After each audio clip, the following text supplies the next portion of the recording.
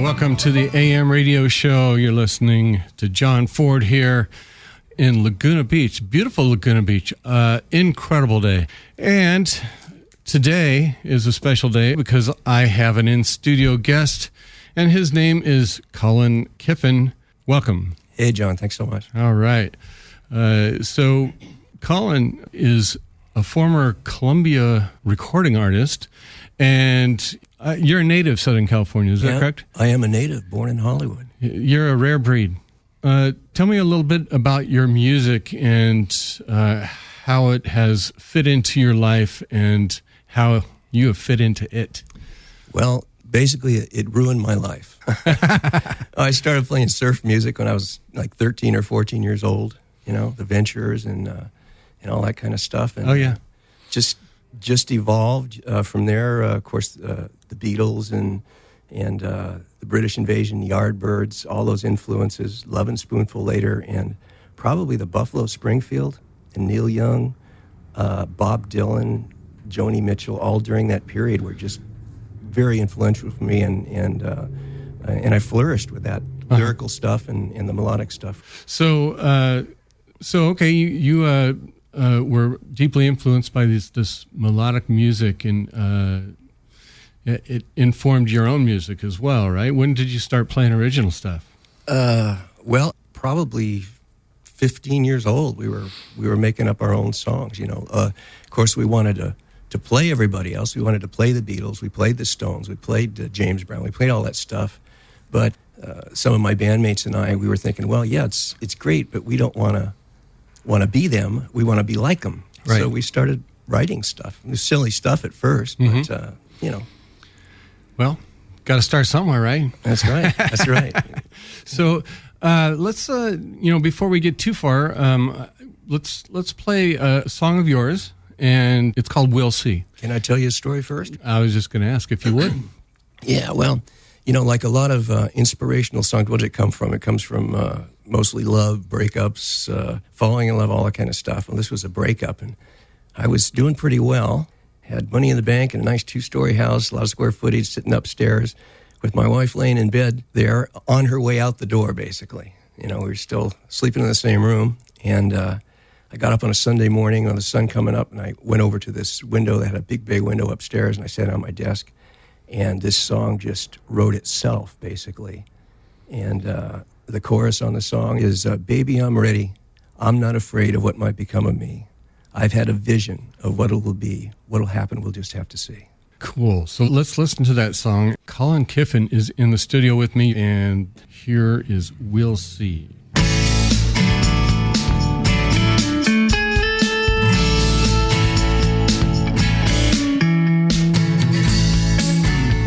Somewhere there's a river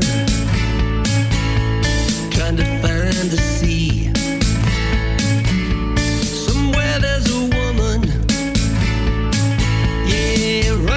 From me,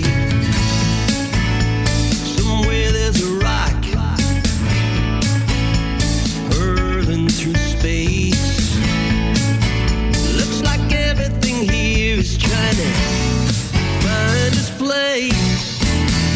Well, baby, I'm ready. I'm not afraid of what might become of me. I've had a vision of how it will be.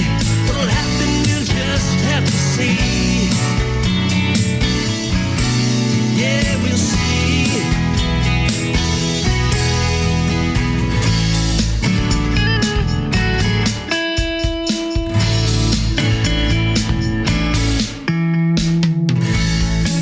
Seems like such a long journey. Seems like such a long way. Minutes turn into hours, then the hours become days. I don't know what lies before us, 'cause I can only look behind. I don't know where this leads, or what we might find. Well, baby, I'm ready.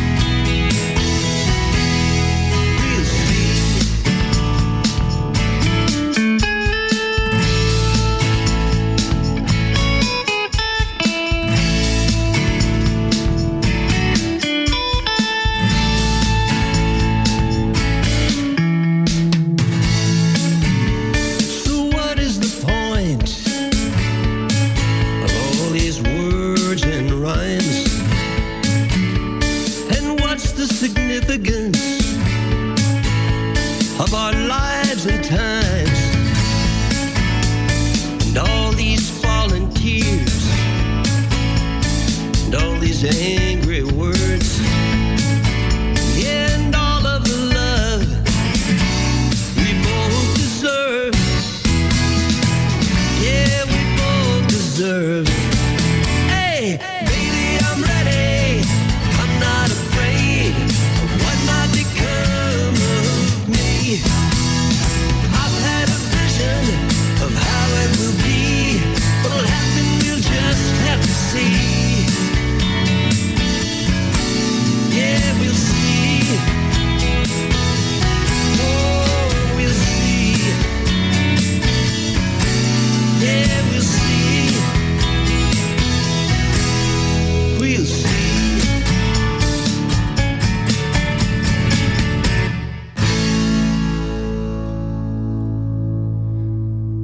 We'll see. That's Colin Kyffin, and Colin is in the studio with me.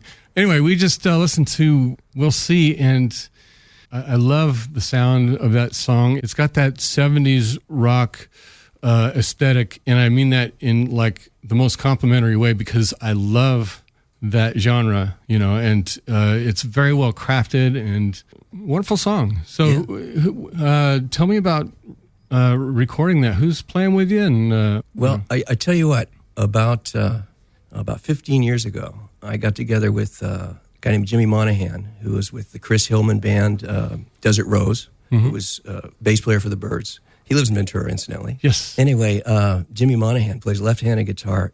I mean, I've played with a lot of guitar players through my career, and this guy is just phenomenal. I mean, country, rock, whatever you want. And so we got together with him. He liked my songs. I said, well, Jim, I just want a trio. You know, I need one bass and drums. So he ended up playing bass in my band. All right. And we called it Colin Kyffin and Sally's Legs. I don't know why. And Sally's Legs, it just popped into my head one night. You know, it was... From the unending treasure trove of band names in the ether, that one fell down, right? Yeah, exactly. And so I don't know where I was going with this. Sally's Legs. Anyway, we started playing, and he was playing bass in the band, and we get for rehearsals, and we do some stuff here and there, and my life went in a different direction, and we split up. But I when I started playing again, you know, because I played pedal steel. I was one of the 5-6 guys in L.A. that... I mean, Buddy Emmons left town. There was Red Rhodes. There was Dan Doug Moore. When he and I used to trade gigs, you know, I used to play the Palomino off and on, pedal steel. And I took it up when I was with Columbia Records. We brought in Red Rhodes to play steel on a couple of the tracks. Oh, wow. And I fell in love with it. And you know, I am in love with that instrument as well. I think it's well beyond me because I can't like use all my limbs at once. But I love the sound of the pedal steel. It's one of those things. It's magical, and it's very difficult. I mean, you use your both feet on pedals and volume. You know, you use knees going in both directions, and it's 10 strings tuned to some crazy chord. And each time you move a pedal, it moves notes up or down. Yeah, crazy. But anyway, long story short. So, or a short story long. Yeah. The band broke up, and I didn't play for literally 8 years or something. I picked it up again, started playing again, started writing again. And I said, man, you know, as a kid, I used to go down to studios in Hollywood Sound and some of the other studios and just go for a round, you know, just to learn stuff. And I was a pretty good engineer in analog at the time. I came back into it later, learned digital, bought some equipment that would have cost me $500,000 back in the analog day. And I said, you know, I could bring in this guy or that guy. I ended up doing everything. I programmed the freaking drums, played the bass, and some of my other tracks are a little more country. I've got the steel on it. So everything on this record everything, even the backgrounds on this, I did all myself. Wow. Yeah. One-man band and one-stop shop, I guess. Yeah, except I can't get along with the other players, you know. I mean, that guitar player, you know... You know, it's tough battling your inner musicians. I know. I feel like I'm in that, Three Faces of Eve kind of thing when I do that. Speaking of, you know, you were talking about your history of playing music in L.A. And so tell me about your associations during the Columbia Records. Yeah. Tell me some of those. Let me go back even before that. My high school band, and I think I was 17 because I started driving one of my bandmates around who didn't have his driver's license. And incidentally, I might mention his name. His name's Pat Flynn. And he is a heavy Nashville player. He's had Garth Brooks cover 2 of his songs. He's with a band, was on EMI. They did about 6 albums called Newgrass Revival. Right. Leaving Baton Rouge, they had a bunch of hits. Well, he was always a fast player. He was always like playing the, the 33 RPM and 45. You know, I mean, he's just always just smoking. So he was in the band, and I brought him into the band with my 2 other friends, and he was playing guitar at the time, and he had a lot of folk origins, which lent itself very well to what we were doing. And a local record producer, his name was Dick Parker, or Wayne Parker, who was also an artist. He had a couple of country hits, brought us in, and he knew Snuff Garrett at Liberty, and we went into Gold Star Studios, which was the studio in L.A., or one of the major ones in L.A. at the time. And we went in there and recorded a single. Let me transgress a bit, because here's 4 kids, 16, 15, 16 and a half years old, and we go in and they start setting us up at Gold Star, and they start putting up the baffles, right? So we're putting our amps and stuff, the baffles in. I look down, and on the baffles, Stephen Stills, below that, Richie Furay, below that, Neil Young, and then somebody, Buffalo Springfield. And I said, you're not going to believe this, guys, come over here, And we were like the apes in front of the monolith on 2002. I mean, it was like sacred freaking ground. And Rich Severson, the guitar player, now a great jazz guitar player here in L.A., said, Colin, come over here. It said, I think it said Caesar and Cleopatra. And then it was crossed out and it said Sonny and Cher. They recorded all their hits there with Phil Spector. Wow, no kidding. Anyway, so we sat down there, we recorded 2 sides, and it was released on a 45. Yeah. But they gave us a big box of 45s. And it was like a scene from the movie That Thing You Do. They started playing it, and we were driving in our car, swerving off the road, jumping all over. No kidding. Yeah. And we went around to all the outlying stations in L.A., literally Lompoc, El Centro, Palmdale. And we'd go in like a studio like this on the weekend when we were off, and they'd play our record, and we'd do a little interview, and then we'd get in the car and drive to the next station. And it was absolutely amazing to do that. Fun. What was the name of that band? That was the California Grassfield. The California Grassfield. Yeah. Well, folks, if you find the 45 from California Grassfield, it's worth a lot. Well, I don't know. maybe a coaster or something. Well, anyway, we had some success with that, and the guitar player and the drummer decided they wanted to do jazz, and Pat and I were left alone as orphans, and we started playing, and we ran in a couple other guys, and he and I basically started this group, Fresh Air, and it was quite an amazing experience. We somehow got an audition from a friend of a friend at Studio Instrument Rentals, and the West Coast VP of Columbia, CBS, who was basically like Clive Davis on the West Coast, Jack Gold, was brought down by the producer that saw us somewhere. His name was Sonny Knight. He was a DJ, hence the name. He produced the group called the Spiral Staircase, which had More Today Than Yesterday, Oh, yeah. and all those hits for them. Wow. And so he brought Jack Gold down, and we sat down, and we started singing. We had 3-4-part harmony, and it was kind of Bread meets the Eagles before the Eagles kind of thing. Cool. And he was impressed with the material, and we were signed, and we were in the CBS compound in L.A. recording. Wow. No and kidding. in Studio C was Rusty Young and Richie Furay. In fact, the Byrds with Clarence White was in Studio B. We were in A. And then we'd go up in the elevator, and Roger McGuinn was going up in the elevator with us, from the Byrds. And then Sonny says, come here, Colin, come here, Pat, come on. Let's go over to Studio such and such. And he goes over there, and Louis Shelton, who actually was a big session guitar player and produced Seals and Croft, had his guitar set up, and he was ripping on this solo, Tobacco Road. And Mark Lindsay was the artist, Mark Lindsay of Paul Revere and the Raiders. And he said, wait, 1 minute. And bingo, this beautiful ripping guitar part, right, on Tobacco Road, dun, dun, dun, dun, dun, dun, And I said, wow, man. And Lindsay turned to us and he says, that was his first take.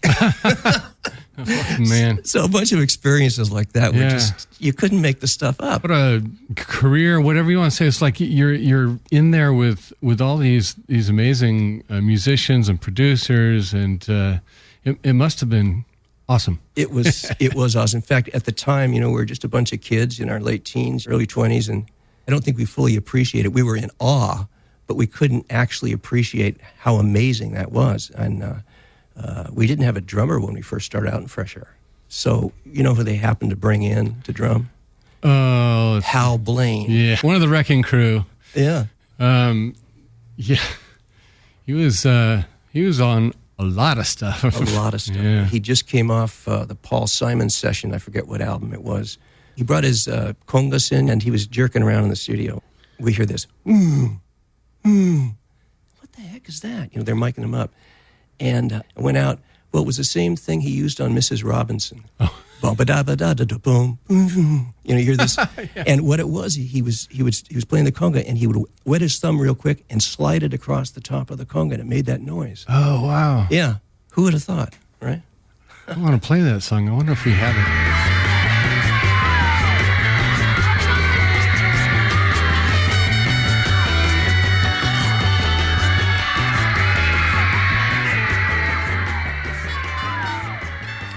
Yeah, that's the Byrds. And So You Want to Be a Rock and Roll Star. And I have Colin Kyffin in the studio with me.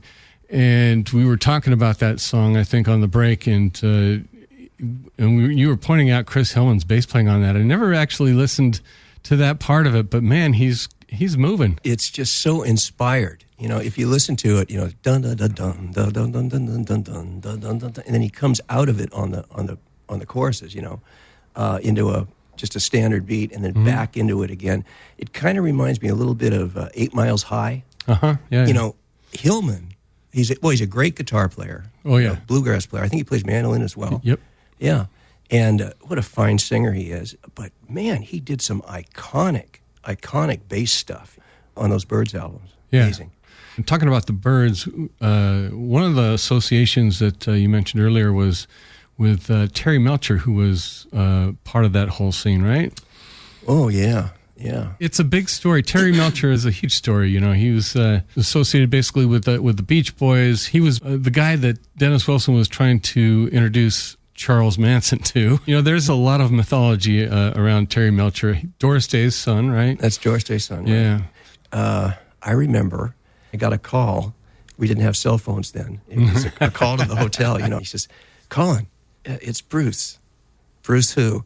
Well, Bruce Johnson. Oh, hey, Bruce, Yep. What's he doing? He says, well, Terry and I have this time booked at Hyder tomorrow, and we'd sure like you to come down. Terry's doing his own album, Brentwood or something like that, or Beverly Hills. Because at that point, I'd sang some backgrounds and done some stuff with Terry with Fresh Air. And he says, why don't you come down and sing some harmony parts? So we ended up pulling up stakes and driving back to L.A. and went into Hyder. And I don't know whether we ever sang, actually. We just sat around telling stories. And I said, well, great, guys. You dragged me back from Las Vegas to do this. But backtrack a little bit onto the Terry thing. After the album was released, they were trying to put us together with another producer. I don't know why. Maybe somebody a little hipper or into what we were doing more. And once again, an audition was set up by somebody that was kind of our friend halfway managing us, and Terry Melcher, and none of us knew who he was really, and so, he had something to do with the Byrds, oh, really, really?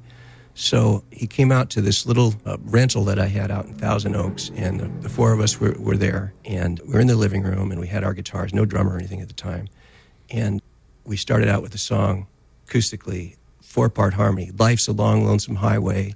Love is just a lady on the byway was the chorus. We sang the song, and Melcher just sat there, just looking straight ahead, And he says, after we finished the song, he says, I don't need to hear any more. Let's do it. And that was it. All right. That was it. It was like kind of the genre he was into at that time. And anyway, we could segue on this. So he ended up producing some sides after the album was released. Never released these. We did four sides with Terry. Very interesting sessions. We didn't have a drummer at the time. Still, we booked. I think it was Hyder, and we went in and we did have a drummer. Excuse me, Don Heffington, who played on some of the Fresh Air stuff, and then was our drummer. And Don went on to be signed to Geffen with a group called Lone Justice. Oh, geez. Yeah, Donnie Heffington. Yeah. And Don has played on Dylan albums. I mean, Don has played with Emmylou Harris in the Hot Band with my friend Steve Fitchell, who plays pedal steel. In fact, I gave Steve some early lessons on technique way back when. Wow. Yeah, and he's a producer in Nashville, very successful. Anyway, so Don was there, but Terry says, I'd really like, do you mind if I use my drummer, because I just, it was very important. The drumming and the bass was very important to him. And he says, Don, nothing against you, man, but I just want to, I think something is like radar on MASH, He does it before while I'm thinking it. Uh-huh. And who was the drummer? Well, Jim Keltner. Jim Keltner, of course, has played with everybody. Another Wrecking Crew. Yeah, Ringo Starr. He played in the Wilbury Band with Tom Petty and Dylan and those guys. And interesting, most of the sessions were at night. And even back then, Keltner, sitting back in the booth, the drum booth, dark glasses at midnight. Oh, man. And let me go on with this because it's kind of the same picture here. So we're in the studio, and there's this young blonde surfer chick hanging around. We didn't know. We found out later it was Candace Bergen. Wow. Really? Oh, what a strange time in history, right? Yeah. It's funny that you talk about recording sides, and that was kind of before the album-oriented rock type of stuff. You sold singles, really, is what you did. And now it's kind of come back to the same thing now. Now that it's digital and download, it's all about the single. It really is, yeah. And speaking of singles, you want to play your other one, Live Another Day? Yeah, To Live Another Day. Yeah, you want to talk about that one? Sure. I played a benefit for KBBU radio station in Malibu because they got almost completely destroyed in the fire. So there's a place there right across from the Malibu Pier. It's now called Casa Escobar.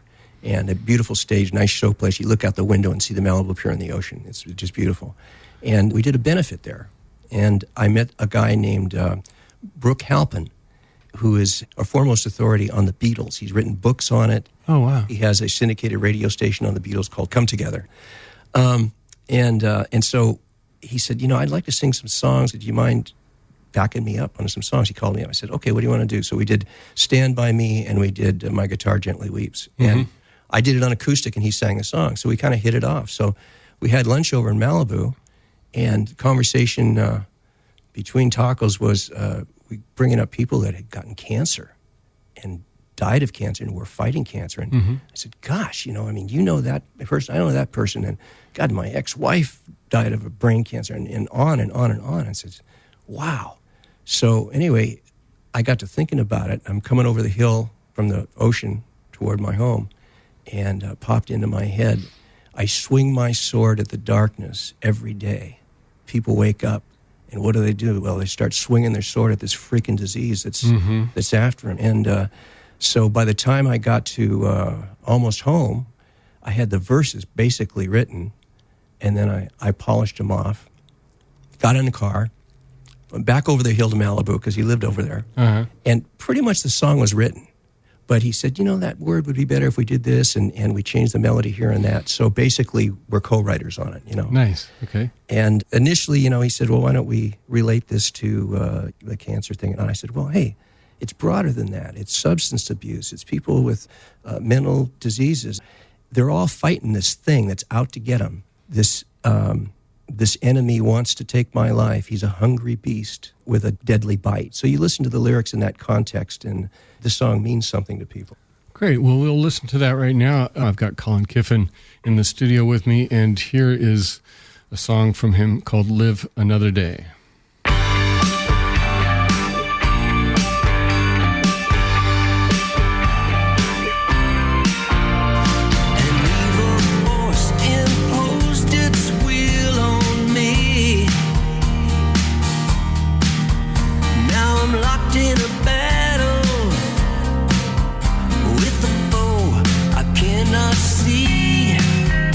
And I can't relive the past or live in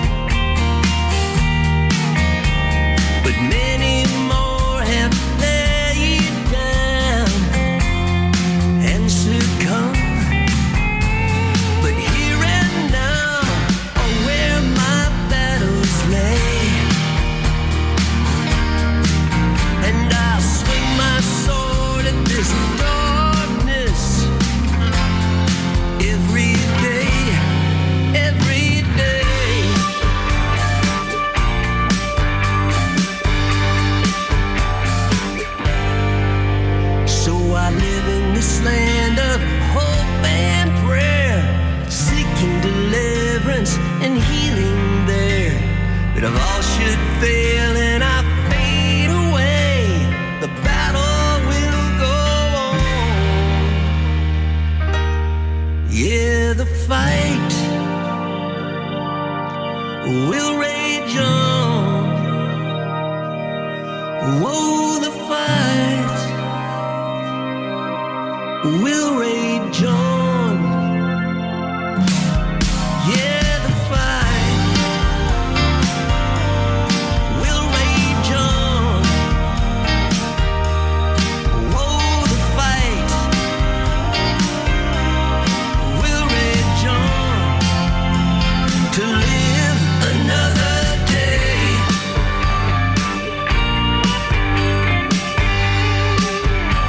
To live another day.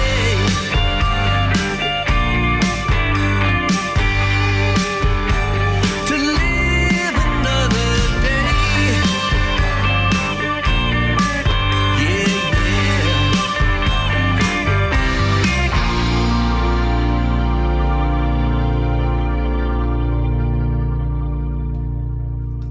And that was Colin Kyffin, To Live Another Day. And I have Colin Kyffin in the studio with me today. And Colin, tell me, you got videos for both of these things, right? Yeah, boy, I'm just a hacker. I'm a hacker. Man, you give me a computer and a DAW digital workstation, or in this case, I was thinking, geez, I sure like to do a video, but I don't want to. I don't look good in a G string, and I'm not a pole dancer, and I don't dance well. So what am I going to do? So. And I kind of get bored with looking at people staring at the camera, affected expressions and all that stuff. Mm-hmm. So I figured, well, let's do some eye candy. I play every Sunday morning with a Christian band at a church in Agora Hills, actually. And the players are great players. A keyboard player is the guy that gets called at Joni Mitchell's birthday party to play. Those kind of players, you know. Tony Campadonico is his name. Anyway, so I'm thinking, well, gee whiz, what am I going to do? And I got a video editing program, and I start jerking around with them and hacking around with the darn thing.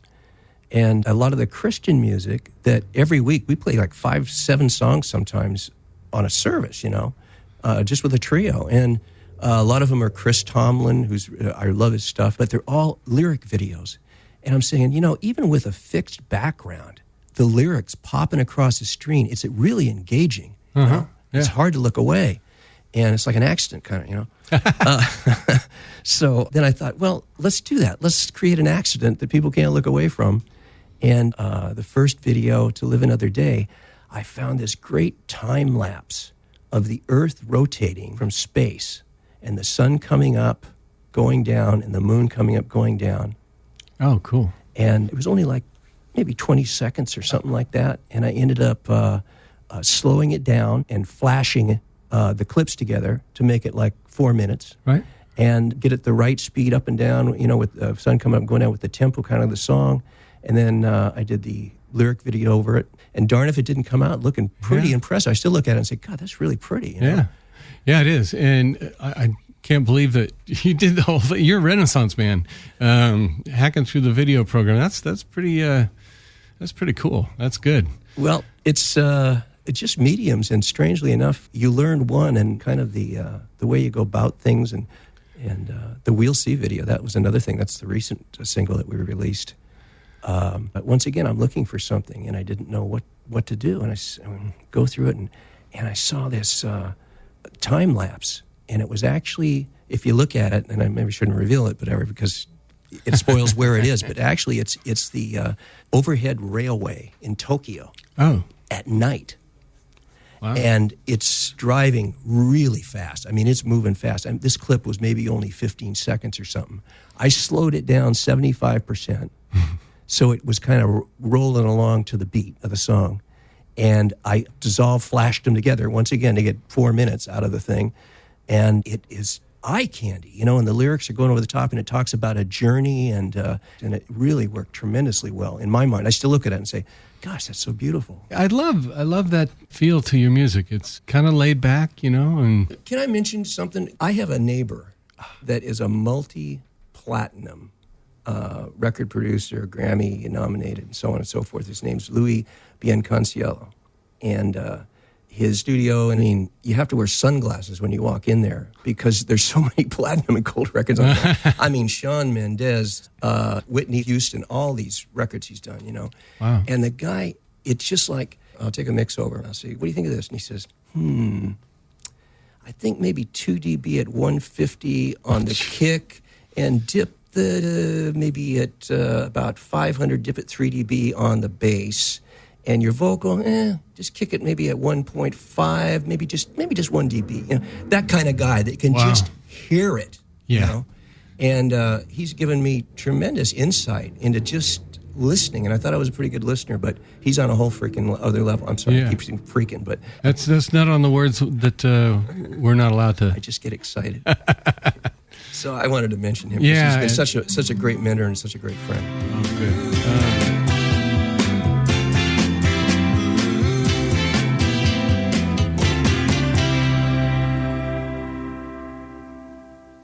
And we have Colin Kyffin in the studio with us today, and we've been chatting and listening to music, and we're now going to be listening to his music. What do you got coming up? Kind of an inspirational song.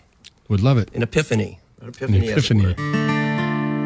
I talk about, there's been a lot of people have used this metaphor about rolling away the stone. You know, people use it. Some people don't know what it's referenced from. Right. It's when the angels rolled away the stone of Christ's burial place. And I'm not saying that this goes that direction, but I kind of get this feeling, you know, and I'm using it as a metaphor. Gotcha.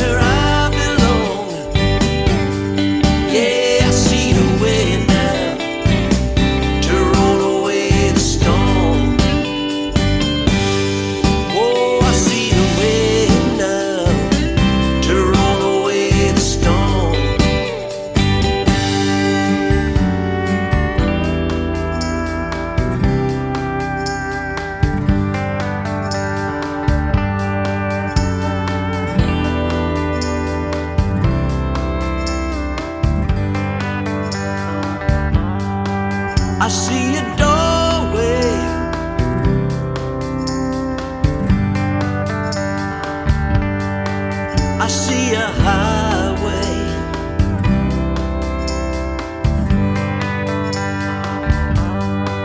I see a new life.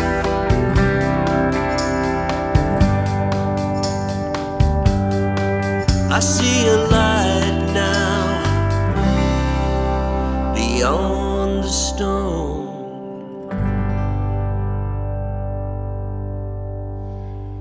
And wow, we're coming up on the top of the hour. We've had quite a conversation and some great music. Thank you for coming in and sit in with me. Well, John, it was a pleasure. Thanks for inviting me. And we got to maybe play some music sometime, you and I. Yeah, that would be fun. I would love to do that, although I don't play as well as you do. I don't play as well as I do. Oh, No, okay. just kidding.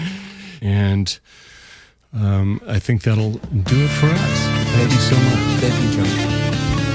Listen to my bluebird laugh. She can't tell